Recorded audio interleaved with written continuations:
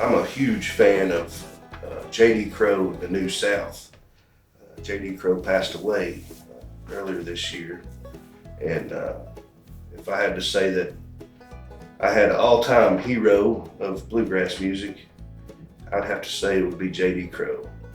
And of course, I can't leave out Doyle Lawson Quicksilver. Those are a couple of my favorite groups. Well, some of the biggest influences in my life would be my dad. My dad sung gospel music for almost 30 years, and played guitar, taught me how to play guitar when I was around 6. And when Dad would need to practice, he would, I guess he used me as a test dummy. He would, if he needed to practice singing lead, well, I would sing a harmony part with him. And if he needed to learn practice a harmony part, then I would sing the lead so he could sing his harmony part. And I'd have to say that Dad was the number one biggest influence in my life. But of course, as I got older and started listening to other things, I liked the Everett Brothers, and I liked big band. I liked the 40s music, the big band era stuff, and of course Ray Charles and blues. And of course, when I got to high school, the influences kind of went to other directions. There was Stevie Ray Vaughan and Led Zeppelin. I'll give away my age a little. But when I first heard Russell Moore with Doyle Lawson, and I think the first time I heard that was around 92 or 93. I had a cassette tape, and I heard that, and I was like, wow, that's what I want to do. I want to do that kind of music right there. Because at that time I was playing country and rock, so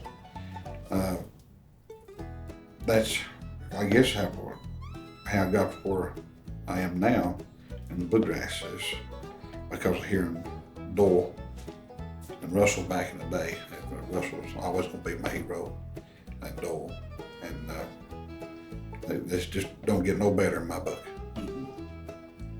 Well, Jerry mentioned his father, and my father was also very influential in my career.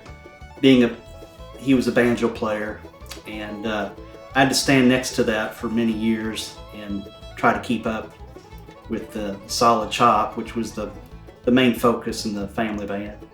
And I guess that's just continued on with me in my career, and mainly what I'm known for is keeping the good rhythm in there, along with a solo here and there. But I grew up listening to Doyle, not because these guys have played with him, but he was always a mentor to me as a young man trying to play mandolin and choose it as a career.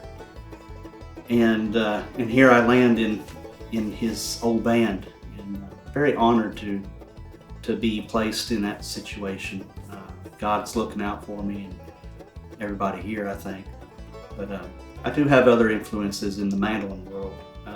Dempsey Young, Ricky Skaggs, Jimmy Goodrow, a lot of people who may have started with JD Crowe and created that deep bluegrass sound that I'm a big fan of. So hopefully I'll continue with that and carry the torch. Okay, my influences, I have a lot, and so it's hard for me to narrow them down, but I know number one for me is Stuart Duncan, and number 2 for me is Stuart Duncan, and number 3 is Stuart Duncan. I like Stuart Duncan. No, on my, the first album I ever got that had bluegrass on it was one my fiddle teacher gave me, and it was Stuart playing Angeline the Baker. And that changed my world when I heard that. And to my day, he with Aubrey Haney and Tim Crouch, Jason Carter. There's so many good fiddle players. It's hard to list all of them. Bobby Hicks. Those guys are my heroes, along with Alison Krauss and Tony Rice. And Jerry Douglas. All of those people, when they play in a situation, conform to their situation and play so tastefully. They support whatever is going on. And so that's a huge influence to me, and will always be learning from those people. I grew up listening to many different styles of music. My first exposure to music was probably bluegrass gospel, Paul Williams, and he'll always be one of my biggest heroes. But as I got a little bit older, I started following back to the roots and listening to Paul's stuff with people like JD Crowe and The Sort and Jimmy Martin. And from there, I started listening to a lot of old rock and roll that my dad would influence me with, and my love for bluegrass was just very strong. Though I really dug deep into the Osborne brothers and Flatt and Scruggs, and Doyle Lawson and Quicksilver, and Russell Moore, Third Time Out.